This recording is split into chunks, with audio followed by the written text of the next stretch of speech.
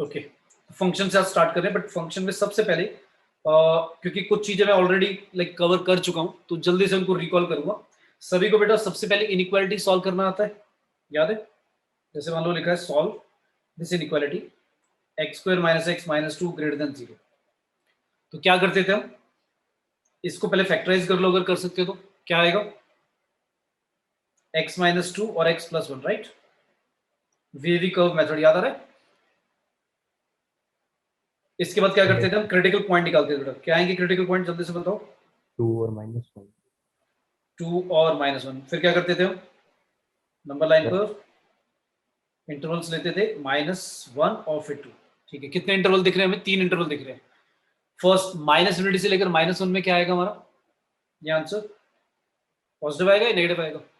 कोई भी वैल्यू ले लो -1 से कम, नेगेटिव आएगा। क्योंकि अगर मैं -3 लेता हूं तो पहला नेगेटिव आएगा, दूसरा नेगेटिव आएगा, पॉजिटिव आएगा भाई? -1 से कम लेना बेटा, कुछ भी पॉजिटिव। नेगेटिव भी बोल रहा था कोई भी, ऐसे मत करो। पॉजिटिव आएगा बेटा, क्योंकि x माइनस टू भी नेगेटिव आएगा, x प्लस वन भी नेगेटिव आएगा, तो नेगेटिव नेगेटिव पॉजिटिव हो जाएगा। नेक्स्ट क्या आएगा? नेगेटिव। नेक्स्ट क्या आएगा? पॉजिटिव।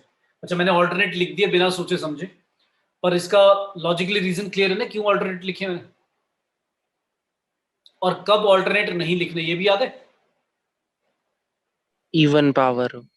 हाँ, तो चलो एक एग्जांपल इसकी बात दे दूंगा जल्दी से। तो ये टॉपिक हम कर चुके हैं, तो मैं जल्दी जल्दी रिकॉल कर रहा हूँ 2-4 चीजें, ताकि सारी चीजें तुम्हारी फंक्शन की अब कनेक्ट हो जाए। ठीक है, फिर फंक्शन में एक था फंक्शनल इक्वेशन, भी एक टॉपिक है जिसमें फंक्शन की फॉर्म में इक्वेशन की बनी होती है, उससे हमें फिर रिलेटेड क्वेश्चन पूछे जाते हैं, तो वो भी कराऊंगा। पर पहले को जल्दी से सारा ये जो भी हमने कवर करा था ये प्लस जो कुछ मिस आउट हो गया था वो रिकॉल करके खत्म करते हैं। तो ये समझ में आ गया, तो आंसर क्या होगा इसका भाई? Final answer x belongs to कहां से कहां तक लिख दूं? हमें चाहिए पॉजिटिव, -∞ से लेकर -1। -1 को इंक्लूड करूं या नहीं करूं? नहीं करना। नहीं करना, क्योंकि भाई लेस सिर्फ ग्रेटर देन लिखा हुआ है, इक्वल टू नहीं। फिर यूनियन 2 से लेकर इंफिनिटी, और 2 को भी इंक्लूड नहीं करा। -∞ और +∞ को तो करते ही नहीं। ठीक है, सभी को आया समझ में? Yes sir. ठीक है, मान लो फिर ऐसा लिखो, जल्दी से आंसर निकालो, सिर्फ 1 मिनट का वेट करूंगा मैं। इसे सॉल्व करना है 2/x लेस देन 3, इसमें x की वैल्यू निकालनी है। क्या हो, जब भी हम सॉल्व बोलते हैं, सॉल्व मतलब x की वैल्यू कहां से कहां तक इंटरवल में हम ले सकते हैं।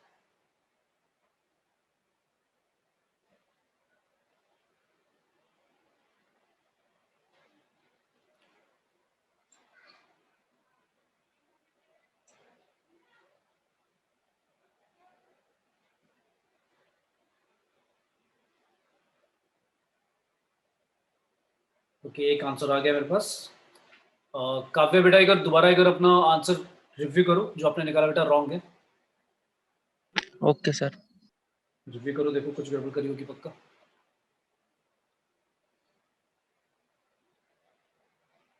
ये क्वेश्चन मैंने जानबूझ में चुना है, देखने में तो लग रहा होगा बहुत इजी है इजी, बट लॉजिकली समझ के करो क्या कर रहे हो। ये इनइक्वालिटी है बेटा, इक्वेशन नहीं है। ठीक है, अब जो आंसर दिया काव्य, उसमें जो आपने इंटरवल दिया है वो ठीक है, बट ये अभी कंप्लीट आंसर नहीं है, अभी भी ये कंप्लीट आंसर नहीं है। Okay sir. और बाकी किसी का नहीं आया भाई? अक्षिका, पलक, सार्थक, बेटा किसी का भी आंसर नहीं आया भाई? 2 मिनट खत्म होने वाले हैं।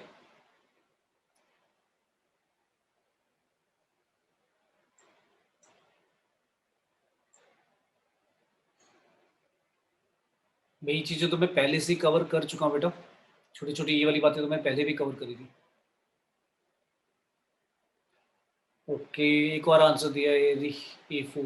बेटा आपका भी आंसर जो है रॉन्ग है, कंप्लीट है, मतलब परफेक्ट आंसर नहीं है ये भी। देखो सारे गड़बड़ कर रहे हो तुम यार, 2 जनों आंसर दिए और दोनों ने गड़बड़ दिए, बाकियों का हुआ ही नहीं।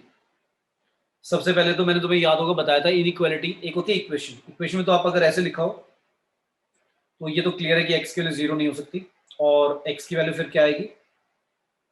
2/3 आएगी, राइट? ये तो होगी इक्वेशन। जब बेटा इनइक्वालिटी होती है तो मैंने कहा था, कुछ याद हो तुम्हें, इसको सॉल्व करने का तरीका होता है कि राइट साइड पर जीरो बना दो, पहले कुछ भी लिखा हो उसको हटा दो वहां से। कैसे हटाओगे? इधर लेके आओगे है लेफ्ट साइड पर, कि पहला स्टेप हो गया। सेकंड स्टेप एलसीएम लोगे, क्या आ गया?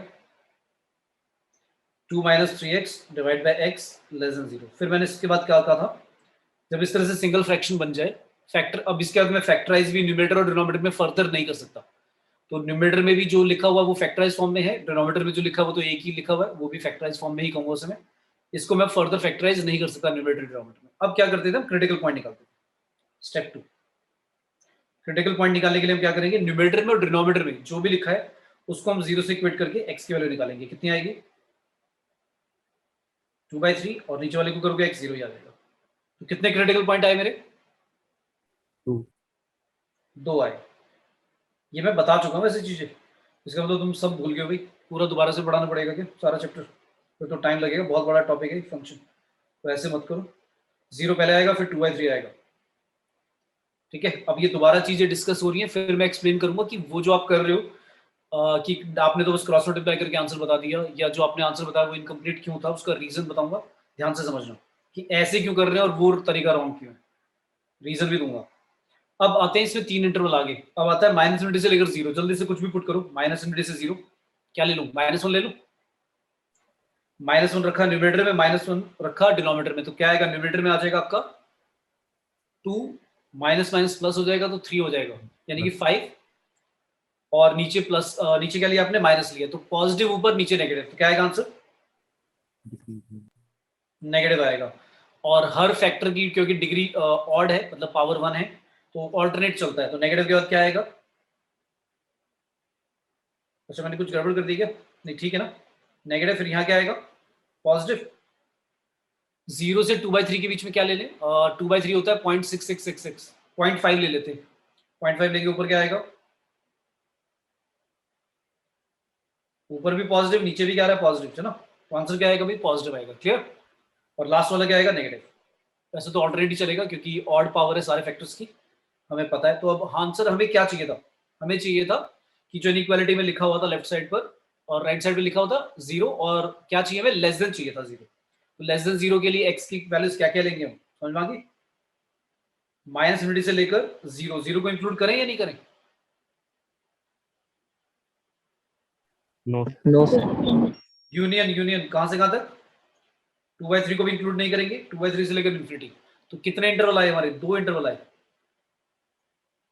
किसी ने आंसर दिया है 6 से इन्फिनिटी। उन्होंने कैसे दिया आंसर? उन्होंने ऐसे करा भाई, 2/x, नाम नहीं ले रहा हूं, क्रॉस मल्टीप्लाई कर दिया। अच्छा क्रॉस मल्टीप्लाई करके भी 6 कैसे बना दिया भाई तुमने? ये क्या कर रहे हो? 6 तो आएगा ही नहीं। अच्छा कोई बच्चा कहेगा सर ऐसे क्यों नहीं करा? 2/3 से इन्फिनिटी, हाँ काव्य ने क्या करा, पहले तो 6 बोला फिर 2/3 से इन्फिनिटी बोल दिया, तो ये वाला भी रॉन्ग क्यों है? तो एक्सप्लेन करेगा इस बात को? क्योंकि कोई एक्स एक्सप्लेन कर रहा है? नेगेटिव या पॉजिटिव ये नहीं पता। हाँ बहुत अच्छे, चलो तुम्हें खुद समझ में आ गया कि भाई ये वाला तरीका रॉन्ग क्यों है क्रॉस मल्टीप्लाई करने वाला बेटा। क्योंकि इक्वेशन में तो ठीक है, क्योंकि इक्वालिटी में ठीक रहता है, लेकिन इन इक्वालिटी में ये चीज रॉन्ग इसलिए हो जाएगी क्योंकि जो डिनोमिनेटर में वेरिएबल लिखा है एक्स, कांस्टेंट थोड़ी ना है, वेरिएबल है। तो जब आप क्रॉस मल्टीप्लाई करते हो वो एक्चुअली क्रॉस मल्टीप्लाई नहीं होता। पहली बात तो मतलब माइंड में ना, ये जो हमें सर इसके सिखाया जाता था क्रिटिकल छोटे पॉइंट जब भी हम थे ना, देखिए। हाँ मतलब हमें ऐसे सिखाया जाता था कि 2 बाय समथिंग लिखा है लेट्स से एक्स, और आप कह रहे हो यहाँ लिखा है 3, हमने क्या कर दिया? क्रॉस मल्टीप्लाई कर दिया। तो बेटा पहली बात तो ये जो चीज है ना, ये क्रॉस मल्टीप्लाई करने वाला लॉजिक ये रॉन्ग है। कोई भी कहीं नहीं जाता, मतलब एक्स जो है डिवाइड में वो वहीं का वहीं रहता है, ऐसे नहीं जाता। हम बेसिकली क्या करते हैं, दोनों तरफ अगर ये इक्वालिटी होती तो हम क्या करते हैं? एक्स से मल्टीप्लाई कर देते हैं बोथ साइड, क्योंकि इक्वेशन तो अभी भी इक्वली रहेगी अगर आप एक्स से नॉन जीरो नंबर से इस तरह से कोई मल्टीप्लाई कर रहे हो, है ना। तो ये कट जाता था और यहाँ पर 2 आ जाता था 3x के इक्वल, तो ऐसी नंबर के साथ होता था। बट अब प्रॉब्लम ये हो गई कि इनइक्वालिटी में x जिससे आप मल्टीप्लाई कर रहे हो और आपने ऐसे बना दिया, उसे क्या बना दिया आपने? क्रॉस मल्टीप्लाई करके ये कर दिया 2 = 3x। तो इक्वेशन में तो ठीक है, लेकिन इक्वालिटी में रॉन्ग हो गया क्योंकि जो x था वो नेगेटिव पॉजिटिव क्या था उस पर डिपेंड करेगा। तो इनइक्वालिटी का साइन आपको याद होगा, नेगेटिव नंबर से मल्टीप्लाई या डिवाइड करने पे इनइक्वालिटी का साइन क्या होता है? फ्लिप हो जाता था। रीजन भी दिया था इसका, तो इसलिए ये रॉन्ग हो जाएगा अगर इस तरह से करोगे। तो तरीके मैंने एक एक करके बता दिया क्या करना है। राइट साइड पे 0 बनाओ, उसके बाद फैक्टराइज करो, न्यूमरेटर को भी डिनोमिनेटर को भी, जो भी आ रहा है, क्रिटिकल पॉइंट निकालो, क्रिटिकल पॉइंट में वैल्यूज लेकर टेस्ट कर लो कहाँ पे लेना है कहाँ पे नहीं। क्लियर है? Yes sir. Yes sir. ये चीज भाई याद रखनी है। ये मतलब पहले भी मैं डिस्कस कर चुका हूँ, डिटेल में इसी तरह से समझाया था, तो इसका मतलब ज्यादातर बच्चे भूल गए, कुछ बच्चों को बस याद है। अच्छा, इनइक्वालिटी, लेकिन अगर मॉडल्स के साथ आ जाए, ऐसे आ जाए इनइक्वालिटी, सॉल्व। चलो पहले तो सिंपल सा देता हूँ, solve mod x minus one greater then -5। कैसे सॉल्व करेंगे इसे? जब मॉड हटाते हैं क्या करते हैं? चलो इसको सॉल्व ही कर दो, कुछ नहीं बताता मैं, बताओ क्या आएगा इसका आंसर।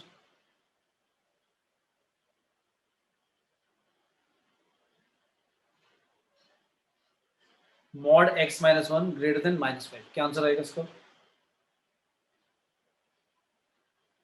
x की वैल्यू कहां से कहां तक ले सकते हैं?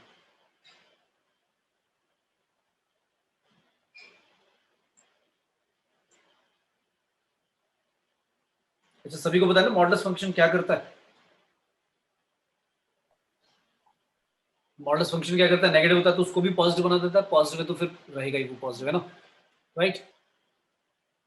अब मुझे सोच के बताओ, इसमें लिखा है mod x minus one greater then -5, तो मॉड अगर लिखा है तो इसका मतलब ये तो क्लियर है कि x माइनस वन हमेशा ही क्या रहेगा? 0 या 0 से क्या होगा? बड़ा होगा। और यहाँ पे लिखा है -5 से बड़ा होना चाहिए, तो x की कोई ऐसी वैल्यू है क्या जिसके लिए मैं कह दूं कि भाई ये इनइक्वालिटी फॉल्स हो सकती है? बोलो भाई। -5 से कोई भी छोटी वैल्यू। -5 से कोई भी छोटी वैल्यू ले लो। No sir, no sir, no. Minus, ये लो -6 ले लिया, नो नो। क्या ये ट्रू नहीं है क्या अभी भी? तो इसका मतलब ये नहीं हो कि इसका आंसर क्या होना चाहिए? ये नहीं होना चाहिए x belongs to any real number. भाई x की वैल्यू आप कुछ भी ले लो, कभी -5 से छोटा आएगा क्या? कुछ आंसर बताओ। नो। समझ में आया? Yes sir. काव्य समझ में आया बेटा? Yes sir. ठीक है। अच्छा, अब मैंने ऐसे बोला, लेकिन x माइनस वन मॉड के अंदर है, अब मैंने कहा ग्रेटर देन इक्वल टू 5, अब कैसे करेंगे सो? अब क्या करते हैं? जब मॉड हटाते हैं, जब मॉड हटाएंगे तो क्या आएगा एक बारी? ग्रेटर देन इक्वल टू 5 और x माइनस वन, या फिर क्या हो, लेस देन क्या, -5। इक्वल टू भी लिख सकता हूं, इक्वल टू भी लिख सकता हूं, ठीक है? तो इनइक्वालिटी का साइन क्या कर देते हैं? फ्लिप कर देते हैं नेगेटिव वाले के लिए। क्लियर है भाई? जैसे सिंपल सा लॉजिक, अगर मैं आपको कहता हूं कि मॉड x इक्वल टू 1, तो तुम क्या करते थे? x की वैल्यू एक 1 बोलते थे और एक -1, राइट? दोनों हो सकती है। इनइक्वालिटी में भी ऐसे ही करेंगे। मॉड x लिखा है, अगर मॉड x की वैल्यू ग्रेटर देन बोल दी, ग्रेटर देन इक्वल टू 1, तो x की वैल्यू क्या ले सकते हो तुम? या तो 1 या 1 से बड़ी लो, या फिर -1 और -1 से छोटी लो, तभी मॉड करने पे 1 से बड़ा आएगा, राइट? क्लियर है?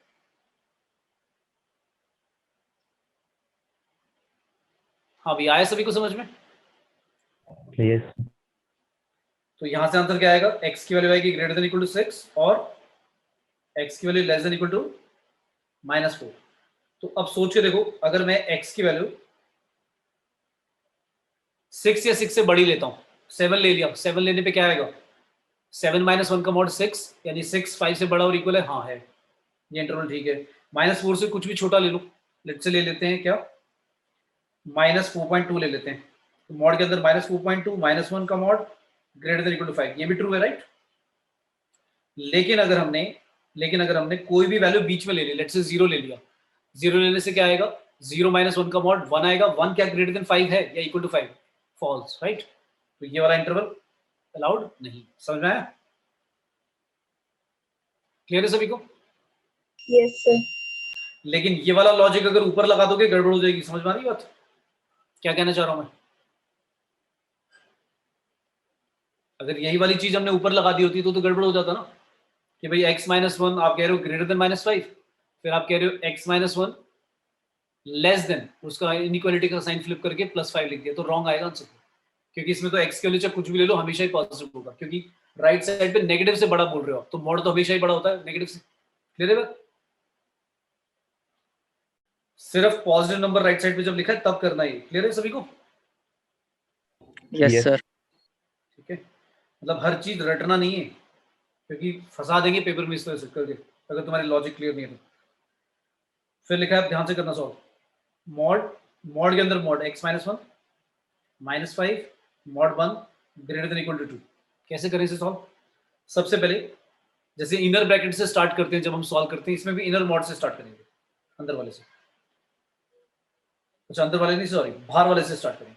जो बड़ा मॉड है पहले वो हटाएंगे, उल्टा होगा, इसमें बाहर से स्टार्ट होगा। तो पहले बाहर वाला मॉड हटाया हमने, और यहाँ पर ये पॉजिटिव वैल्यू लिखी है, तो आपको याद है कैसे हटाते हैं। अंदर वाले को सोचो, कोई भी कुछ वेरिएबल लिखा हुआ अंदर, तो हम जैसे मॉड एक्स का मॉड हटाते थे कैसे हटाएंगे, एक्स माइनस वन का mod minus five greater than, sign same रखेंगे इनइक्वालिटी का, ग्रेटर देन बोलेंगे टू, और क्योंकि अगर ग्रेटर देन टू है पॉजिटिव नंबर से बड़ा है तो फिर वो मॉड हटा ही दो डायरेक्टली।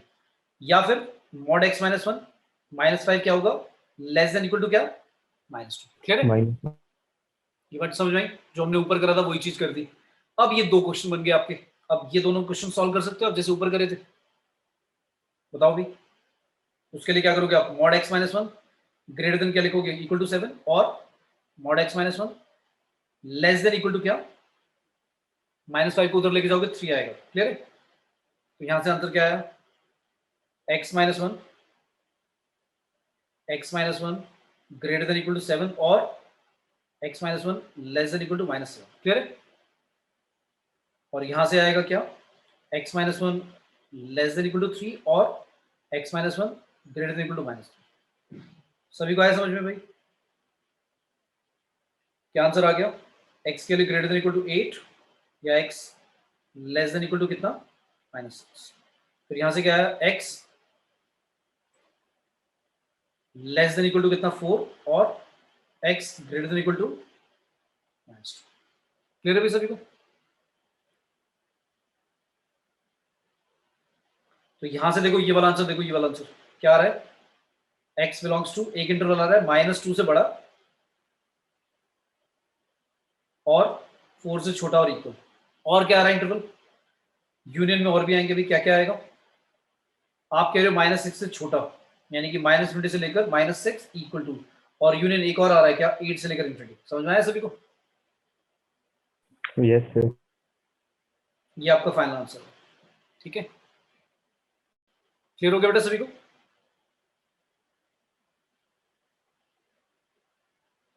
बोलो भाई, किसी को दोबारा समझाओ, सभी को आया? Yes. Yes, sir. ठीक है, फिर इसके बाद हमने फंक्शन पढ़ा था।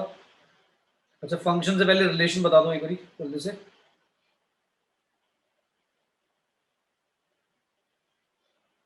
रिलेशन हम आर से रिप्रेजेंट करते थे। कितने तरह के रिलेशन होते थे? अच्छा रिलेशन मान लो एक हमने डिफाइन करा relation on A cross B, A से बी, ए क्रॉस बी पर हमने क्या करा, एक रिलेशन डिफाइन करा है। मान लो नंबर ऑफ एलिमेंट्स ए में कितने हैं, पी है, number of elements in B कितने हैं, क्यू। तो मुझे बता दो number of elements in A cross B कितने होंगे, पी क्यू, राइट। अच्छा Yes. Number of subsets of A cross B, A cross B के सबसेट्स कितने होंगे, 2 2 to the power PQ. 2 to the power P Q. क्योंकि भाई अगर number of elements A cross B में जितने हैं, किसी भी सेट में जितने एलिमेंट्स होते हैं उसके सबसेट्स होते थे 2 की पावर पी क्यू, जिसमें आपका नल सेट भी आ जाता है और सेट इटसेल्फ भी आ जाता है। फिर आपसे कोई पूछता है प्रॉपर सबसेट बताओ, तो प्रॉपर सबसेट में एक सेट हटा देते थे, कौन सा हटा देते थे, सेट इटसेल्फ हटा देते थे। और मैं अगर बोलूं नॉन एम्प्टी प्रॉपर सबसेट, तो नॉन एम्प्टी प्रॉपर सबसेट में 2 माइनस कर देते थे इसमें से, क्योंकि नल सेट भी हटा देंगे और सेट भी हटा देंगे। ठीक है, तो ये छोटी छोटी चीजें सेट्स में हम पढ़ चुके हैं। उसके बाद अब अगर मैं आपको ये बोलूं कि number of possible relations from A cross B, A cross B से मैं कितने रिलेशन बना सकता हूं, तो आप क्या बोलोगे, क्या लिख दूं बेटा, यही नहीं आएगा क्या, 2 की पावर p क्यों नहीं आएगा? क्योंकि जितने भाई सबसेट होंगे a क्रॉस b के, मुझे एक चीज बताओ, आप रिलेशन कह रहे हो डिफाइन करा गया a क्रॉस b पे, तो आप ये सोच के देखो जो आप रिलेशन बनाओगे उसमें x कहां से लोगे? a से लोगे। मतलब अगर मान लो रिलेशन r है कुछ ऐसा, x, y such that x belongs to a और y belongs to b, और फिर आप कुछ कंडीशन लगा दोगे कि भाई x इक्वल टू 2y होना चाहिए, x equal to y plus 2 होना चाहिए, x equal to mod y, कुछ भी जो भी लाइक कंडीशन हमें लगानी है रिलेशन के लिए, जो कंडीशन को सेटिस्फाई कराना है वो तुम कुछ भी लगा सकते हो, वो बताया नहीं है। लेकिन मैं अगर पूछूं कोई भी कंडीशन लगा लो, लेकिन अगर मैं पूछूं कितने पॉसिबल रिलेशन बना सकते हो आप, तो भाई अगर आप a क्रॉस b से ही उठाओगे ना कोई एलिमेंट, और वो एलिमेंट वो मतलब ऑर्डर पेयर जो उठाओगे x, y, वो वाला उठाओगे जो रिलेशन की कंडीशन को सेटिस्फाई कर रहा है, पर वो आएगा कहां से? आएगा तो यहीं से, a क्रॉस b से आएगा या कहीं और से आ जाएगा? सोच के देखो, बोलो भाई। A जो to आपका B. ऑर्डर पेयर बेटा x, y होगा वो a क्रॉस b से ही बिलोंग करेगा ना, ये बात सच है, ठीक है। तो अगर आपका जो ऑर्डर पेयर होगा रिलेशन के अंदर x, y जो कंडीशन के अकॉर्डिंग सेटिस्फाई कर रहा होगा, तो वो आएगा कहां से? वो तो a क्रॉस b से ही आएगा, क्योंकि रिलेशन उसी पे डिफाइन करा गया। तो अगर रिलेशन a क्रॉस b से आ रहा है तो सारे ऑर्डर पेयर सारे के सारे क्या होंगे? सबसेट होंगे a क्रॉस b के। तो जितने भी आप रिलेशन बना लो, जितने भी, अब कितने रिलेशन बनेंगे भाई? जितने एलिमेंट है a क्रॉस b में, जितने उसके सबसेट बन सकते हैं, उतने अलग अलग मैं क्या बना सकता हूँ? रिलेशन बना सकता हूँ, कभी कभी कुछ कुछ अलग अलग कंडीशन लगा लगा के। समझ में आया? Yes, sir. ठीक है, Yes. सभी को ये बात बेटा समझ में आ गई? क्या बोला मैंने? Yes, sir. ठीक है, तो ब्लाइंडली फॉर्मूला रटना नहीं है कि सर ने रिलेशन भी बोले थे इतने होते हैं, सबसेट भी बोले थे इतने होते हैं, लॉजिकली समझ लो क्यों ऐसा। ठीक है, आया सब कुछ समझ में? फिर एक होता था डोमेन, रेंज और कोडोमेन, याद है? अगर रिलेशन डिफाइन करा गया ऑन ए टू बी, तो ए क्या होता था हमारा? ए डोमेन होता था इसमें, या डोमेन निकालते थे? बताओ, अगर A. मैंने एक रिलेशन डिफाइन करा गया, A domain. नहीं नहीं नहीं नहीं नहीं, ए भाई डोमेन नहीं होता था। किसने कह दिया ए डोमेन? फंक्शन में तो जो आप लिखते हो फंक्शन ए टू बी, उसमें फंक्शन में ए पक्का डोमेन होता है, क्योंकि जितनी भी पॉसिबल वैल्यू ऑफ एक्स हैं वो उस सेट में होनी चाहिए, तो उनके लिए सबके लिए डिफाइंड होना चाहिए। रिलेशन में ऐसा नहीं है भाई, रिलेशन में ए जो है, जो डोमेन होगा ये आप ध्यान से सुन लो, इसलिए डोमेन सबसेट या इक्वल होगा ए। इसी तरह से रेंज जो होगा वो सबसेट या इक्वल होगा बी के, और बी आपका क्या होगा? आपका बी होगा कोडोमेन। क्लियर है? लिख लो ये बातें अगर नहीं लिखी है तो, ठीक है भाई, याद रहेगा। क्योंकि देखो रिलेशन जब आप एक डिफाइन करते हो यार, मान लो मैंने कहा x, y, मैं दिखाई देता हूँ देखो, और मैंने कहा x इक्वल टू आना चाहिए y प्लस 2, और x कह दिया a से लिया गया है, y कह दिया b से लिया गया है। ठीक है, अब मैंने a और b सेट भी डिफाइन कर रखे हैं। लेट्स से इसमें है, ये ऐसे ले लेते हैं, 2y बोल दिया, और ऐसे कह दिया कि a सेट में है एलिमेंट्स लेट्स से 2, 3, 4, 5, 6, 7, 8, और बी सेट में ले लिया 0, 1, 2, 3, 4 बस। अब मुझे एक बता दो क्या क्या आएगा रिलेशन आर में? रिलेशन आर में क्या क्या आएगा भाई? अगर आप y की वैल्यू लेते हो 0, तो x कितना आएगा? x भी 0 ही आएगा, पर क्या a सेट में x 0 पॉसिबल है? नहीं ले सकते ना, तो नहीं आएगा। ठीक है, फिर आपने y की वैल्यू ली 1, क्योंकि मैं b सेट से ले रहा हूँ y, पहले y उठाऊंगा फिर ताकि x आ जाए। तो y अगर 1 लेता हूँ तो x की वैल्यू कितनी आएगी? 2 आएगी। तो 2 भी है a सेट में और b में 1 भी है, तो 2, 1 बना दो एक पेयर। Yes, sir. अब 3 के साथ बताओ पेयर अप होगा? नेक्स्ट, अगर मैं 2 लेता हूँ y की वैल्यू, तो 2 से क्या आएगा? 4 आएगा, तो 4, 2 तो बन जाएगा, लेकिन 3 क्या लिंक हुआ किसी के साथ? नहीं होगा ना। तो इसका मतलब अगर मैं डोमेन लिखने बैठूंगा तो आपको ये बात समझ में आ गई कि 2 आ जाएगा, 4 आ जाएगा, 6 आ जाएगा और 8 भी आ जाएगा, राइट। 7 भी लिंक नहीं होगा, 3 भी लिंक नहीं होगा, 5 भी नहीं होगा। इसी तरह से बी वाले सेट में से भी 0 नहीं होगा लिंक किसी के साथ। समझ में आया? Yes, तो sir. डोमेन आपको समझ में आ गया? जो आप बोल रहे थे कि डोमेन सर 8 सेट होगा, डोमेन ए सेट नहीं सबसेट होगा। ये बात समझ में आई सभी को? Yes, sir. ठीक है बेटा, बहुत बेसिक लेवल पर चीजें डिस्कस कर रहा हूँ, तो अब अच्छी तरह से समझ लो। लास्ट टाइम हो रहा है अब, ठीक है। क्योंकि प्रॉब्लम ये है कि अगर कोई कॉन्सेप्ट, जैसे फंक्शन जो मैं टॉपिक ही बता रहा हूँ, अगर फंक्शन का कोई भी छोटा मोटा कॉन्सेप्ट नहीं पता आपको, तो फिर पेपर में जब क्वेश्चन पढ़ोगे करोगे उसमें गड़बड़ करके आओगे समझ ही नहीं आएगा। तो ये सारी चीजें क्लियर होनी चाहिए, ठीक है। लेकिन जब फंक्शन हम करते थे डिफाइन ए टू बी, उसमें ए जो होता था वो पक्का डोमेन होता था, अगर डिफाइंड है, वेल डिफाइंड है तो फंक्शन में भी कर लेते हैं एक बार जल्दी से। अच्छा फिर मैंने रिलेशन बताए थे लास्ट क्लास में भी डिस्कस करा था, याद है तुम्हें? कितने तरह के रिलेशन होते हैं हमारे? एक होता है रिफ्लेक्सिव, सिमेट्रिक और ट्रांजिटिव। रिफ्लेक्सिव, सिमेट्रिक और ट्रांजिटिव। एक वैसे आइडेंटिटी रिलेशन भी होता है। सबसे पहले रिफ्लेक्सिव, जैसे मैंने कहा अगर ए सेट के ऊपर लेट से ए सेट दिया हुआ है कुछ भी, relation R defined on set A. Set A मतलब ए से ए के ऊपर ही, मतलब जो आपका डोमेन लिया गया वो भी ए सेट पर है और जो आपका रेंज है वो भी ए सेट से लिया गया है, या को डोमेन कह दो ए सेट। जब ए की सेट लिखा तो मतलब एक्स और वाई जो दोनों है वो ए सेट से ही बिलोंग करते हैं। तो रिफ्लेक्सिव के लिए क्या कंडीशन है कि रिफ्लेक्सिव के लिए कंडीशन है कि A comma A belongs to R, मतलब एक्स और वाई दोनों सेम रखकर वो आर रिलेशन आर में होनी चाहिए for all A belong to set A, ठीक है। फिर सिमेट्रिक के लिए क्या था कि इफ, फिर कंडीशन बताई थी मैंने कि इफ ए भी belongs to R that implies, ये जो मैंने एरो बनाया इसका मतलब है देन आपको फिर चेक करना है कि आप बी कॉमा ए है आर में, अगर ये है तब तो सिमेट्रिक है, अदरवाइज नहीं है। जिसमें ए और बी कहां से बिलोंग करेंगे? अगेन ए सेट से बिलोंग करेंगे। ट्रांजिटिव के लिए क्या थी? ए कॉमा बी अगर आर से बिलोंग करता है एंड दो कंडीशन लगाते हैं इसमें, ये वाला भी और बी कॉमा सी भी अगर आर से बिलोंग करता है देन दैट इंप्लाइज कि ए कॉमा सी भी आर से बिलोंग करना चाहिए for all A B C belongs to set, ठीक है भाई।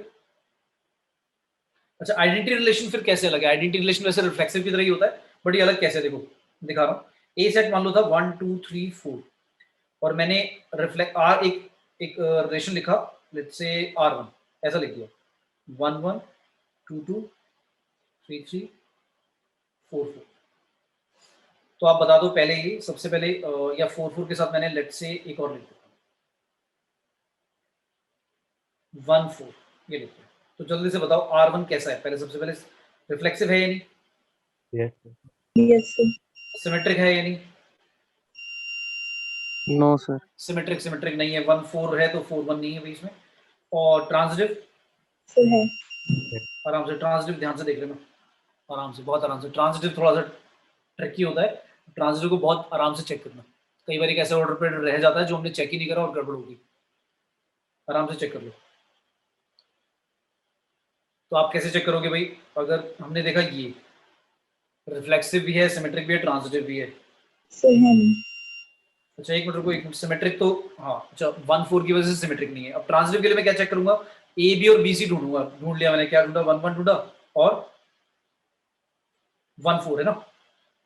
तो ये ए बी हो गया, ये बी सी हो गया। तो हमने ए सी बनाया तो वो 1 4 ही बनेगा जो कि आर में ही है, राइट? और तो कुछ नहीं बनेगा ना इसमें। तो ये अकेली ट्रांजिटिव के लिए कंडीशन हमने चेक करी तो ये हो गया भाई, ट्रांजिटिव ये भी हो गया, ठीक है। अब बताओ क्या ये आइडेंटिटी रिलेशन भी है? आइडेंटिटी रिलेशन में क्या होता है? आइडेंटिटी में सिर्फ 1 1 2 2 3 3 4 4 यही वाले एलिमेंट होने चाहिए। मतलब सिर्फ ए कॉमा ए वाला ही एलिमेंट होना चाहिए। वो तो मतलब रिफ्लेक्सिव में भी था कंडीशन, आइडेंटिटी में भी है। लेकिन रिफ्लेक्सिव में अलग से भी चल जाएगा, एक्स्ट्रा भी चल जाएगा 1 4। लेकिन आइडेंटिटी रिलेशन में क्या है कि अलग से कोई एलिमेंट नहीं होना चाहिए ए के अलावा। क्लियर है? Yes, sir. तो अगर मैंने 1 1 लिखा होता 2 2 3 3 4 4 तो मैं कहता आइडेंटिटी भी और रिफ्लेक्सिव भी है। लेकिन 1 4 लिख दिया तो इसलिए मैं कहूंगा आइडेंटिटी रिलेशन ये नहीं। क्लियर है सभी को? सर जैसे अगर 3 3 नहीं होता और 1 4 भी अगर नहीं 3 होता। 3 नहीं होता तब भी आइडेंटिटी नहीं, फिर नहीं होता ये। मतलब वो सारे होने चाहिए बट उनके अलावा कुछ और नहीं होना चाहिए। क्लियर है? Okay sir. नेक्स्ट आता है, अच्छा फिर उसके बाद डोमेन रेंज तो तुम्हें याद होगा कैसे निकालते थे। लेट्स से मैंने कहा एक फंक्शन दिया। अच्छा फंक्शन की पहले डेफिनेशन जल्दी से देख लेते हैं क्या थी भाई। जब भी हम फंक्शन को डिफाइन करते हैं एफ ए टू बी, तो जो ए होगा वो क्या होगा मेरा? डोमेन होगा। बी क्या होगा? रेंज होगा या कोडोमेन होगा? Sir B codomain. क्या होगा भाई? कोडोमेन। गलत कर दिया भाई, कोई रेंज बोल रहा है, कोई कोडोमेन बोल रहा है। बेटा कोडोमेन होगा। रेंज जो होगा फंक्शन का वो सबसेट या इक्वल होगा बी सेट के, ठीक है। कोई भी जब हम फंक्शन डिफाइन करते हैं उसमें ऐसा नहीं कि बी ही हमारा रेंज होगा, उसके मतलब ऐसा भी कुछ एलिमेंट्स हो सकते हैं जो लिंक ही नहीं हुए किसी एक के साथ। बट जो पहले वाला सेट है, पहली कंडीशन तुम्हें याद होगा जब मैंने फंक्शन समझाया था, तो फंक्शन की मैंने डेफिनेशन दी थी कि फंक्शन एक ऐसी मशीन है जिसमें आप कोई भी इनपुट डालोगे तो उसका यूनिक आउटपुट मिलेगा पक्का। ऐसा नहीं होगा कि कुछ इनपुट डाला आउटपुट मिला ही नहीं, नॉट डिफाइंड आ गया। जैसे अगर मैं बोलूं f(x = 1/x) और मैं कह दूं ये फंक्शन r टू r डिफाइन कर रहा हूं मैं, तो क्या ये फंक्शन वेल डिफाइंड है? नहीं है वेल डिफाइंड। क्यों? अगर मैंने x की वैल्यू 0 ले ली, r में तो 0 भी आता है ना भाई, 0 बिलोंग्स टू r, तो अगर मैंने x की वैल्यू 0 ले ली तो फिर तो ये डिफाइंड ही नहीं है फंक्शन का। मैंने बोला था यूनिक और डिफाइंड आउटपुट आना चाहिए, कुछ फाइनाइट आंसर आना चाहिए, ऐसा नहीं कि इनफाइनाइट नॉट डिफाइंड आ गया, तो फिर मैं कहूंगा ये फंक्शन वेल डिफाइंड नहीं है। समझ में आया? तो जो मैंने Yes. लिखा था ये फंक्शन वेल डिफाइंड नहीं है, तो पहली कंडीशन तो यही है। जब ये कंडीशन है तो इसका मतलब ये होता है कि जब आप ए सेट से कोई भी इनपुट उठा लो, तो जब आप function A to B define कर रहे हो तो इसका मतलब है ए से आपने कोई भी इनपुट लिया तो उसका यूनिक आउटपुट मिलेगा पक्का और वेल डिफाइंड होगा जो भी आएगा। ठीक है, तो इसलिए इसको बोल दिया डोमेन। तो पहले सेट को इसलिए हमने डोमेन बोल दिया क्योंकि ए के अंदर जितने भी एलिमेंट्स हैं उनके लिए, उन इनपुट के लिए आउटपुट बी में पक्का मिलेगा आपको, क्योंकि तभी फंक्शन डिफाइन होता है, नहीं तो फंक्शन डिफाइन नहीं होता। अब बी के लिए हमने बोला कि बी जो कोडोमेन है, क्योंकि ऐसा हो सकता है कि ए से जो भी हमने इनपुट लिया उससे जो आउटपुट मिला वो बी में तो था, लेकिन बी में बहुत सारी चीजें जो थी वो और एक्स्ट्रा थी, वो लिंक ही नहीं हुई, तो वो रह गई। तो हम कहेंगे फंक्शन तो है बट जो आपका रेंज है वो बी का क्या है, सबसेट होगा, इक्वल नहीं होगा। क्लियर है? और ऐसा भी हो सकता है, फिर मैंने लिखा है देखो सबसेट और नीचे इक्वल टू का साइन लगा दिया, तो ऐसा भी हो सकता है कि भाई रेंज आपका पूरा का पूरा बी सेट हो, ऐसा भी पॉसिबल है। बट जनरली हम कोडोमेन बोलते हैं, हमें चेक करके देखना पड़ेगा कि वो कोडोमेन और रेंज इक्वल है या नहीं। फिर वो कंडीशन आ जाती थी 1 और ऑन टू वाली। ऑन टू फंक्शन ऐसा फंक्शन होता था जिसमें आपका रेंज और कोडोमेन इक्वल होते थे, याद है? फंक्शन की बेटा कंडीशन याद है सर? फंक्शन समझ में आ गया सभी को? क्या है फंक्शन? Yes, sir. ठीक है, रिलेशन से अलग बात समझ में आ गई। इसमें क्या अलग बात है कि जो वो डोमेन वाला पार्ट है वो वाला पार्ट अलग है। रिलेशन में क्या होता था, जो ए होता था वो जो डोमेन होता था उसका सबसेट होता था, ए का एग्जैक्टली ए के इक्वल जरूरी नहीं कि होगा। यहां पर क्या है, एग्जैक्टली डोमेन के इक्वल है। ठीक है, चलो फिर इसका एक छोटा सा क्वेश्चन दिया, एक फंक्शन दिया हुआ f(x = x² - 3x + 2 डिवाइड में x² - 4x + 3। इसका तुम्हें डोमेन भी निकालना है और रेंज भी निकालना है। डीएफ मतलब डोमेन फॉर फंक्शन f, और रेंज भी निकालना है। क्या करेंगे सबसे पहले बताओ भाई, क्या करें? डोमेन निकालने के लिए हमें क्या देखना होता है? डोमेन निकालने के लिए हमें देखना होता है कि डिनोमिनेटर क्या ना हो जाए, क्योंकि देखो जब आपको याद होगा कि डोमेन जब निकालते हैं हम उसका मतलब बोलते हैं all possible values of x। तो x की पॉसिबल वैल्यू ढूंढने के लिए मुझे बस ये देखना है कि भाई नीचे वाला पार्ट डिनोमिनेटर 0 ना हो जाए, नहीं तो नॉट डिफाइंड हो जाएगा फंक्शन, मतलब वैल्यू जो होती है y की। या फिर रूट के अंदर हमें ये देखना होता है कि नेगेटिव ना आ जाए, है ना, क्योंकि रियल वैलिड फंक्शन पढ़ रहे हैं, वो इमेजिनरी मतलब कॉम्प्लेक्स में ना चले जाए रूट में। अच्छा, तो मैंने देखा डिनोमिनेटर में जो लिखा वो 0 कब होगा, हो सकता है क्या? तो मैंने देखा इसकी मिडल स्प्लिटिंग करके क्या है भाई, ये आ गया, ऊपर का भी कर लिया, x - 1 x - 2 आ गया।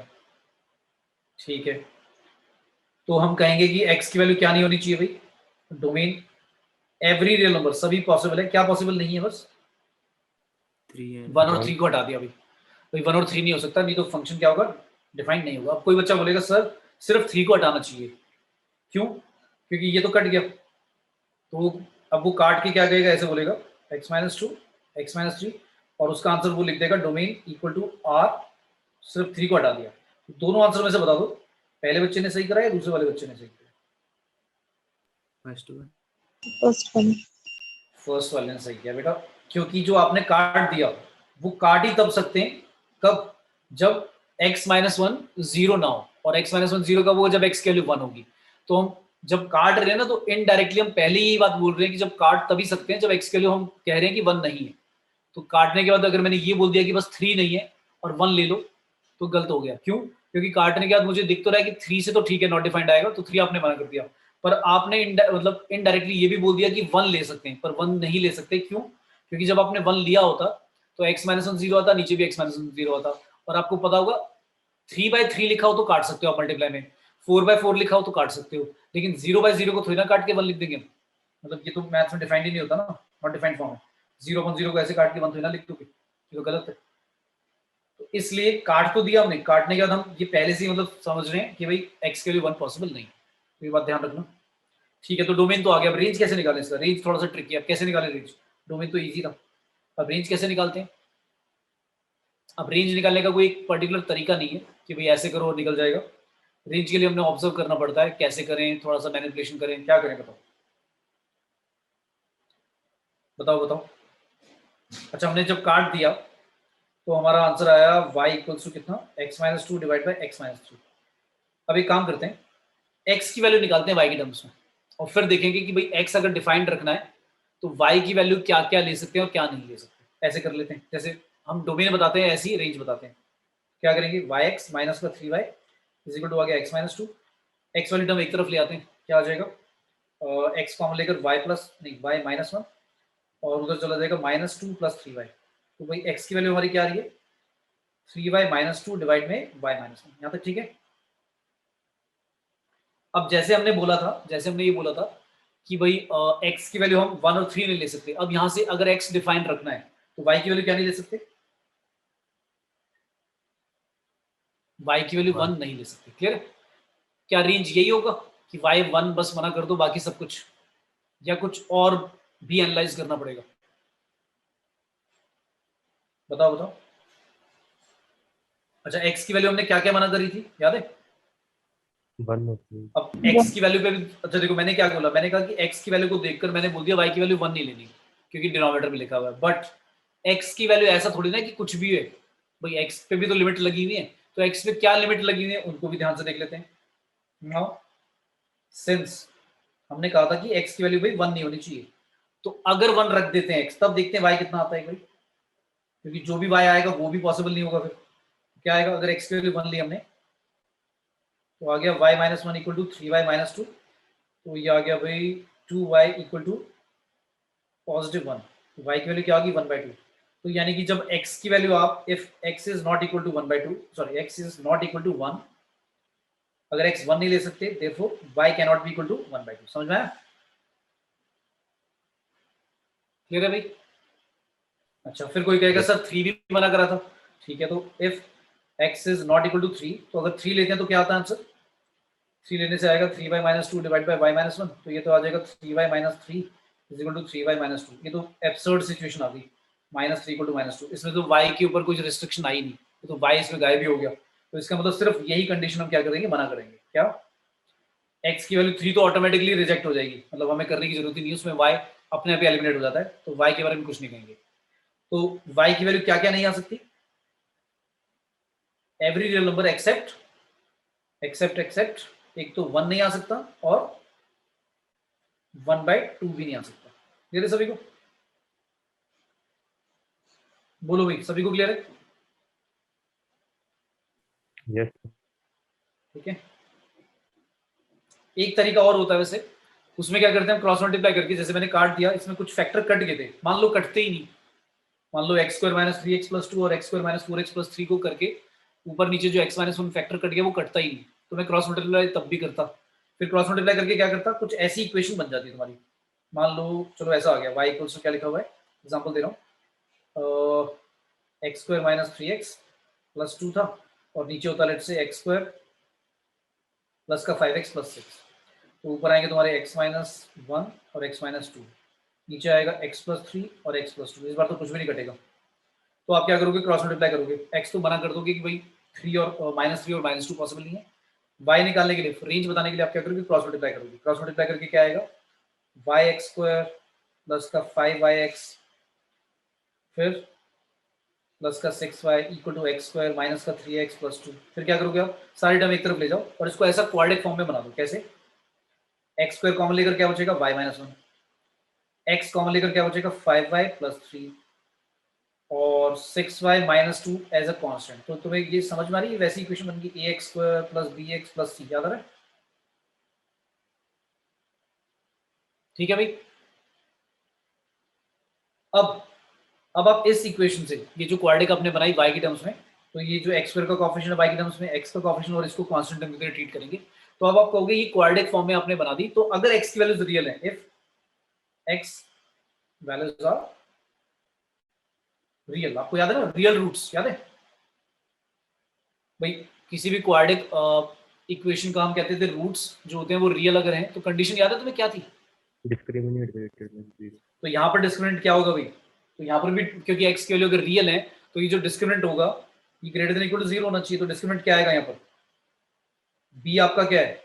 b आपका है 5y + 3 इसका whole square minus 4a into में c क्या होना चाहिए? ग्रेटर देन इक्वल टू 0 होना चाहिए। ये क्या बन गई तुम्हारी इनइक्वालिटी का एक क्वेश्चन बन गया ना, है क्या नहीं? इसको पूरा स्क्वायर ओपन कर कर दूसरे वाले को भी सॉल्व करके एक क्वाड्रेटिक आ जाएगी, उस क्वाड्रेटिक के 2 फैक्टर आ जाएंगे और ग्रेटर देन इक्वल टू 0। तो याद है वो क्रिटिकल पॉइंट निकाल कर क्या करते थे हम? y की 2 वैल्यूज ले लेंगे, इंटरवल 3 है, इन 3 इंटरवल में देख लेंगे क्या ले सकते हैं और क्या नहीं। समझ में आया? Yes, sir. क्लियर है भाई? ठीक है, तो ये भी एक तरीका है सॉल्व करने का। ठीक है, फिर आता है फंक्शंस। कितने टाइप के होते हैं जिनको मैपिंग बोलते थे? डिफरेंट टाइप्स ऑफ फंक्शंस बोल दो या फिर फंक्शंस की जगह मैपिंग बोल दो। तो कितने तरह की होती थी कोई बताएगा? पहला था हमारा 1 1, याद है? 1 1 का कोई अदर नेम बताओ क्या था 1 1 मैपिंग का? क्या नाम था? इंजेक्टिव। इंजेक्टिव था। क्या होती थी 1 1 मैपिंग? कि भाई एक x के लिए एक ही y होना चाहिए, मतलब 2 x के लिए सेम y नहीं आने जाना चाहिए, है ना? अच्छा, एक x के लिए 2 y तो आ ही नहीं सकते, वो तो फंक्शन ही नहीं होता था। इसको एक 1 1 बोला हमने, एक होता है दूसरा, अगर 1 1 नहीं है तो फिर क्या बोलेंगे उसे? Many one. Many one. ठीक है, और तीसरा होता था ऑन टू।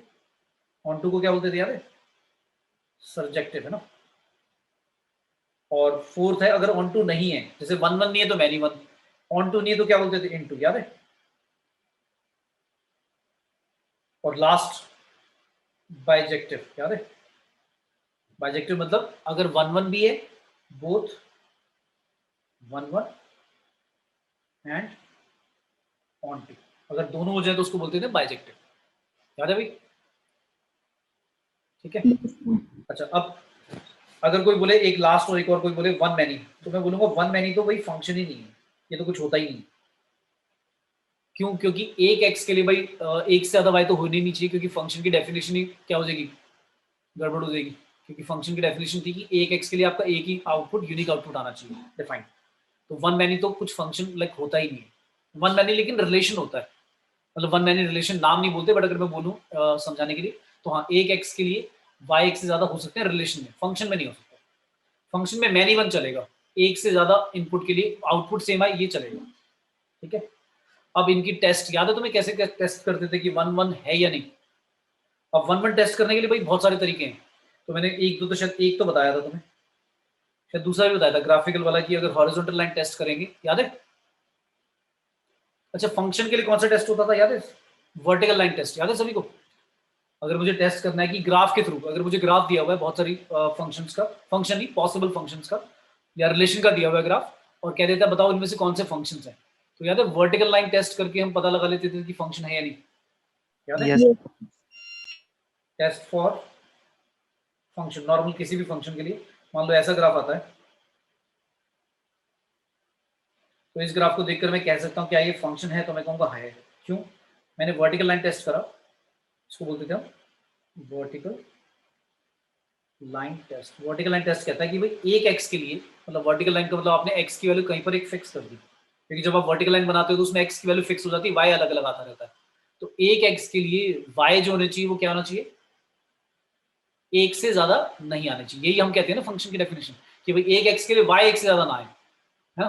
तो हमने वर्टिकल लाइन टेस्ट करके देख लिया कि हाँ भाई ये तो एक एक बारी काट रहा है, तो ये फंक्शन की डेफिनेशन को वेरीफाई कर रहा है कि हाँ भाई ठीक है।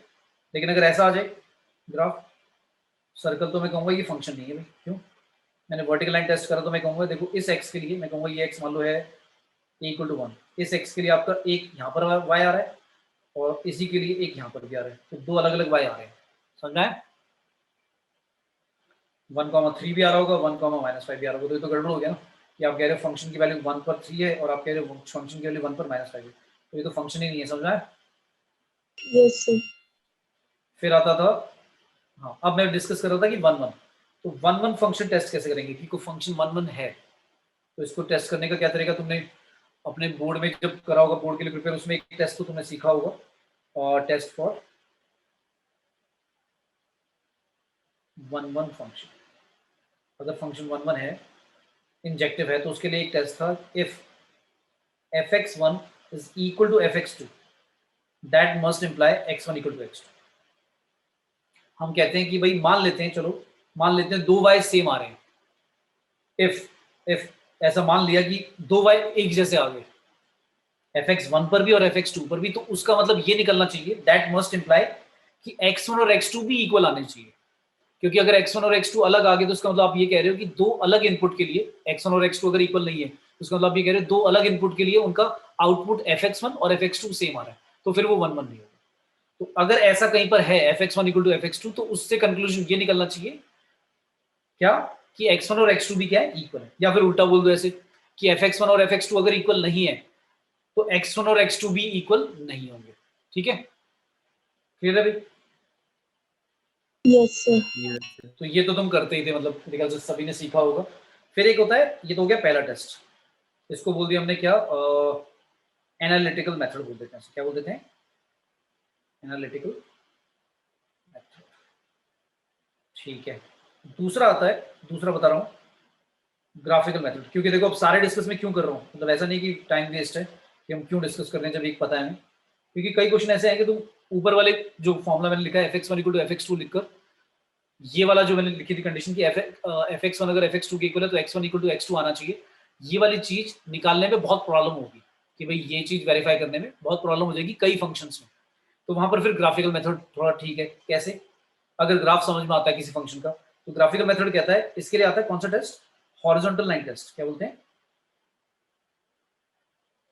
और हॉरिजॉन्टल लाइन टेस्ट क्यों कर रहे हैं तुम्हें समझ में आ गया होगा, क्योंकि कोई फंक्शन है, लेट से तुम्हें पता है, जैसे बहुत बेसिक सा ले लेते हैं एक्स स्क्वायर, तो एक्स स्क्वायर का ग्राफ कैसे बनाते हो, तुम ऐसे बनाते हो ना, ठीक है भाई, थोड़ा गंदा सा पैराबोला बना दिया मैंने,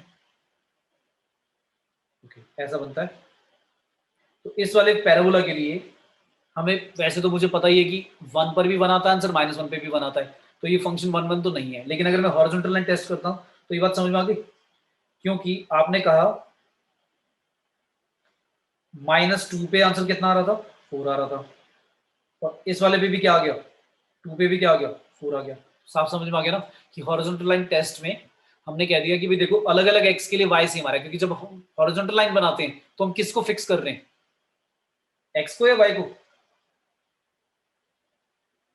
Sir, y को। वाई को। तो हमने वाई को फिक्स करके बोल दिया कि बताओ एक्स की वैल्यू दो अलग अलग तो नहीं आ रही, तो एक्स सेम वाई के लिए अगर एक्स डिफरेंट आ रहा है तो हम कह देंगे भाई ये तो 1 1 नहीं है, मैनी 1 है। क्लियर है, कैसा हो गया, मैनी 1। ठीक है, सभी को आया समझ में बेटा।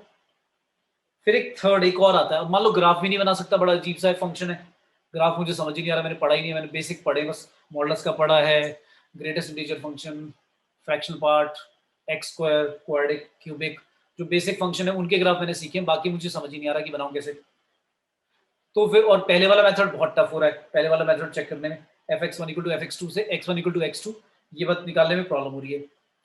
तो फिर ये तीसरा मेथड जो है ये बहुत ईज कर देगा, मतलब काम आसान कर देगा। कैसे, ये कहता है डिफरेंशिएशन मेथड, डेरिवेटिव मेथड।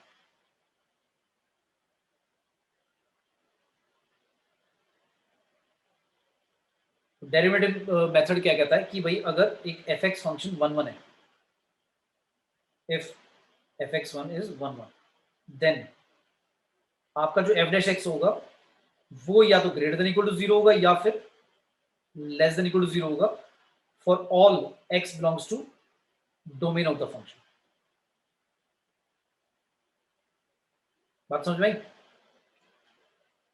मतलब लिंक करो इस बात को कि क्या कहना चाह रहा है। ये कह रहा है कि अगर आप डेरिवेटिव करते हो किसी फंक्शन का, और जो आपका x की वैल्यूज पॉसिबल वैल्यूज डोमेन में थी, उन सभी के लिए f डैश x क्या होना चाहिए, या तो ग्रेटर देन 0 होना चाहिए या लेस देन 0 होना चाहिए। तो ग्रेटर देन 0 का मतलब तुम्हें याद आ रहा होगा इंक्रीजिंग फंक्शन है ना, और लेस देन का मतलब याद आ रहा होगा डिक्रीजिंग फंक्शन, याद है। Yes.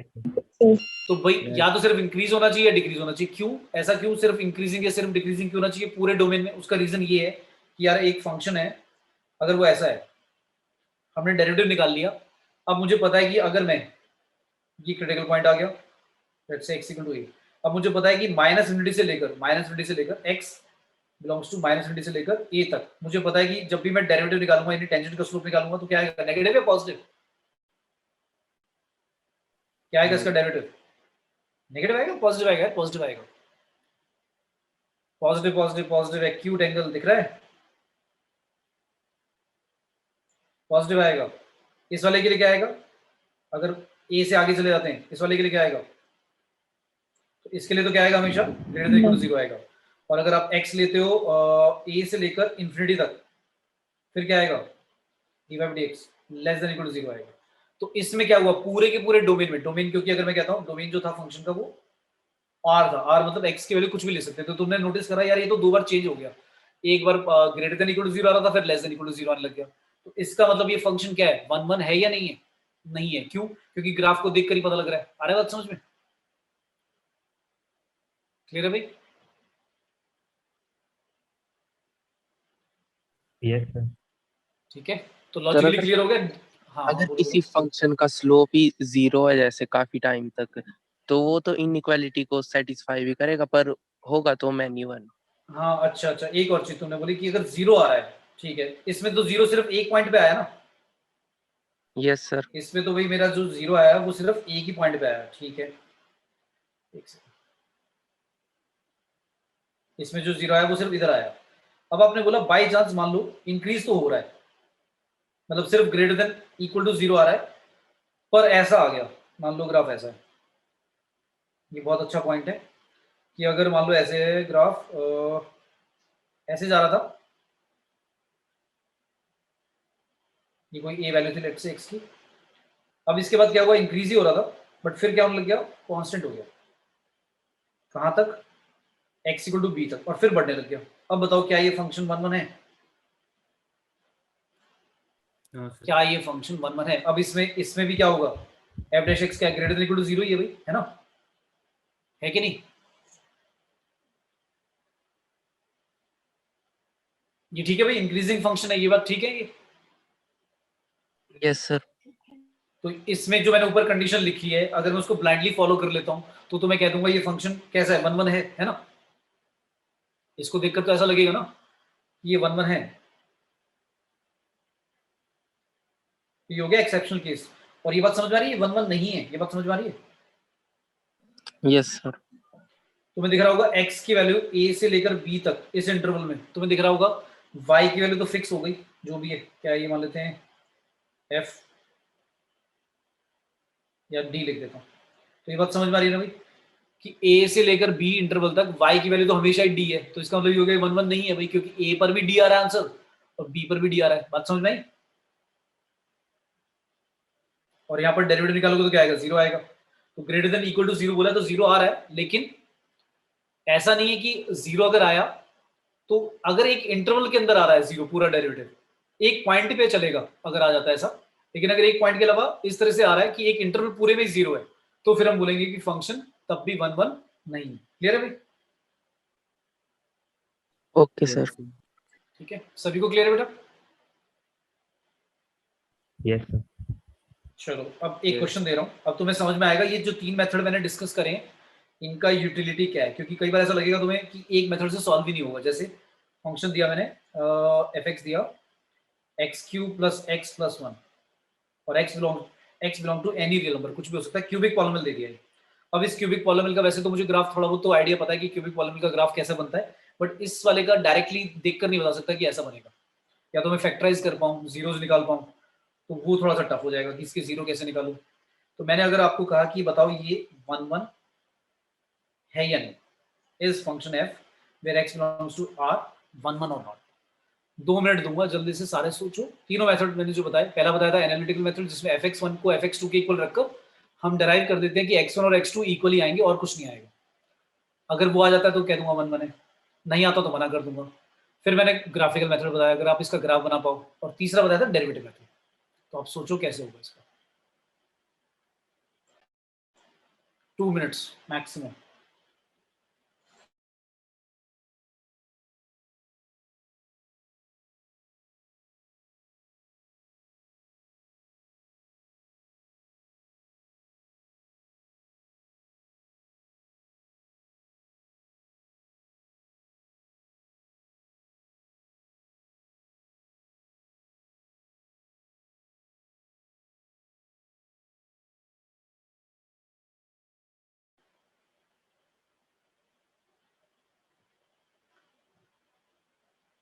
बताओ भाई, किसी का आया कि 1 1 है या नहीं, पता लग रहा है?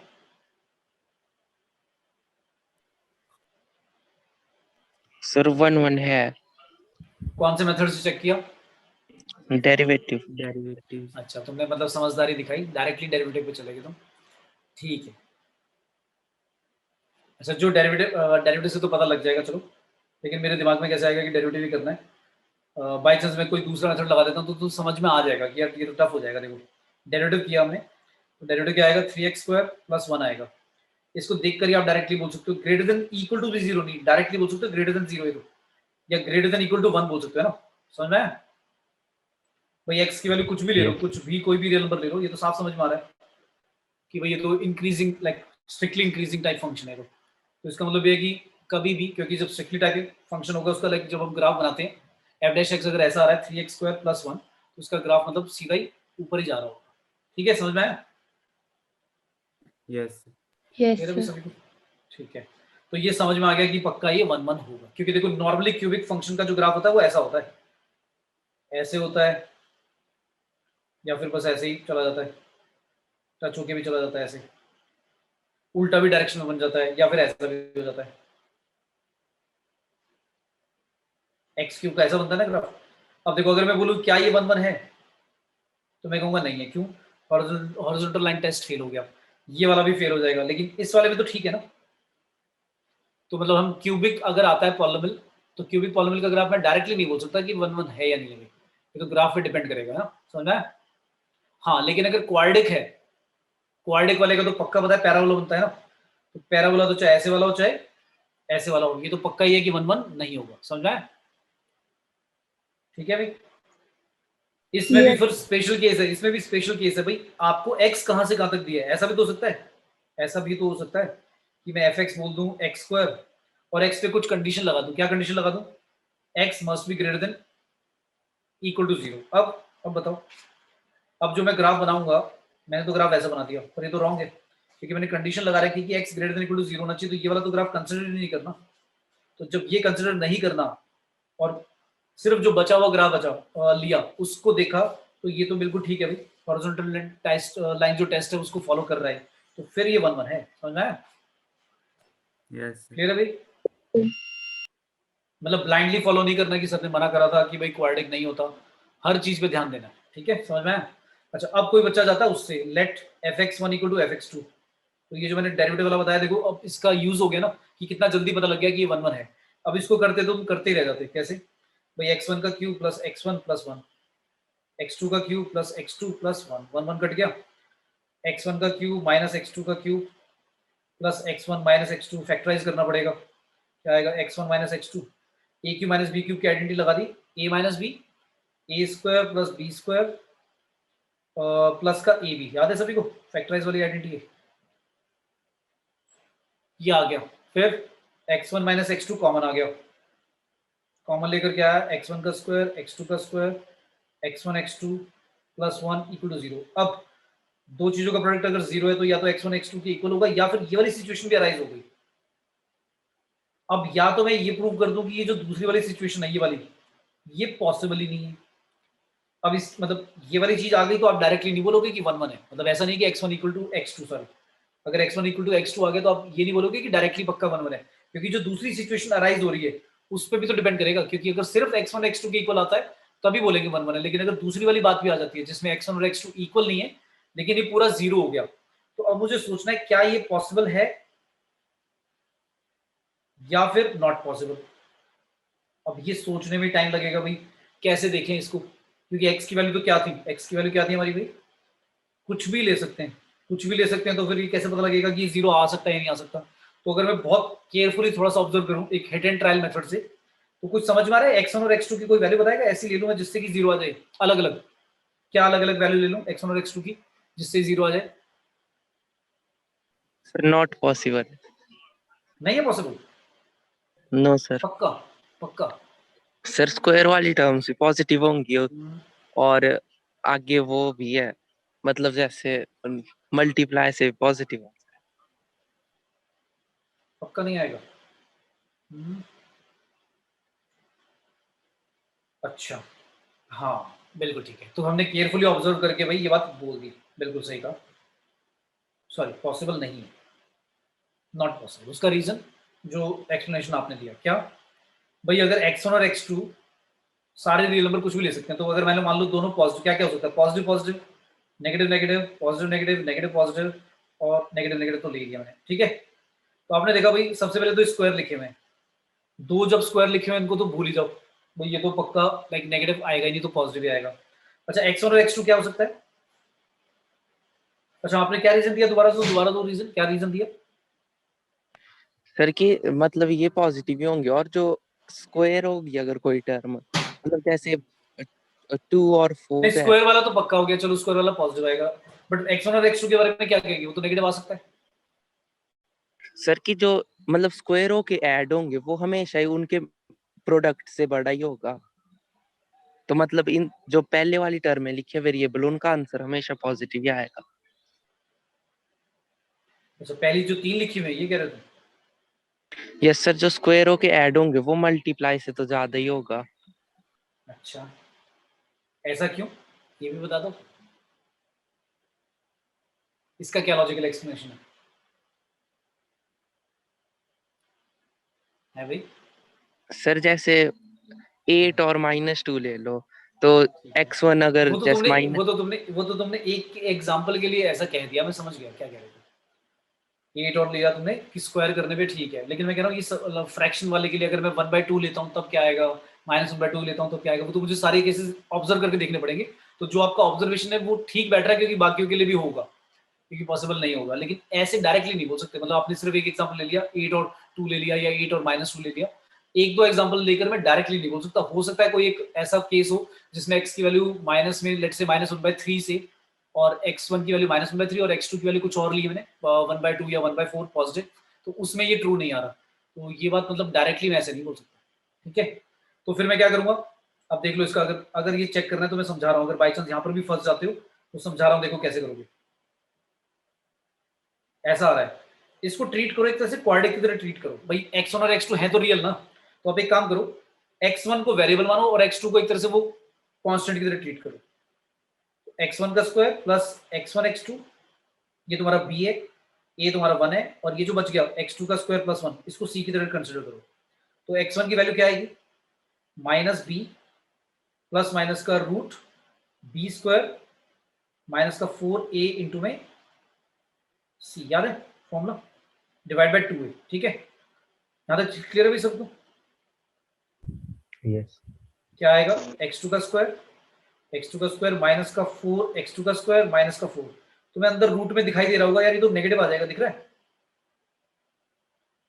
क्योंकि -3 x2 का स्क्वायर और -4, भाई 4 भी नेगेटिव है और x2 का स्क्वायर पॉजिटिव होता है और वो -3 से मल्टीप्लाई कर रहे हो, तो ये तो कंफर्म हो गया कि अंदर वाली वैल्यू क्या है, नेगेटिव। तो ये कॉम्प्लेक्स रूट में नहीं चला जाएगा,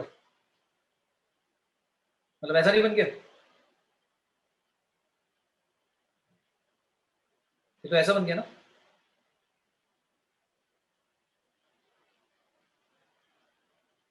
आया भी समझ में? तो अगर आप कह रहे हो कि ये वाली चीज 0 है, तो फिर हमने सॉल्व करके देखा तो ये सिचुएशन अराइज हो रही है, यानी कि x1 और x2 में ये रिलेशन आएगा, तभी ऐसा होगा। और तुमने रिलेशन देखकर ही समझ गए कि x1 की वैल्यू कॉम्प्लेक्स रूट आ रही है, मतलब कॉम्प्लेक्स आ रही है, तो आई वाली इमेजिनरी वाली, तो इसका मतलब ऐसा पॉसिबल नहीं है, राइट, क्योंकि x1 और x2 दोनों रियल होने चाहिए, राइट, क्लियर है? बोलो भी, सभी को क्लियर है? Yes sir. ठीक है, तो कौन सा मेथड ज्यादा इजी लगा, कौन सा भाई? डेरिवेटिव एक लाइन में ही पता लग गया, तो अब तुम्हें समझ में भी आ गया। और कुछ बच्चे समझदार हैं तो उनको पहले ही बताया कि भाई ये वाला मेथड करने की जरूरत नहीं थी, डेरिवेटिव देखकर ही पता लग रहा है कि यार डेरिवेटिव कितना इजी मेथड है। तो आप माइंड में ही मतलब कर सकते हो कि डेरिवेटिव वाला मेथड लगाऊं इसमें या नहीं लगाऊं, तो आपको देखकर ही पता लग रहा है यार, इससे इजीली हम कर पाएंगे कि हाँ भाई है या नहीं, ठीक है। सभी को आया बेटा समझ में यहाँ तक? Yes yes sir.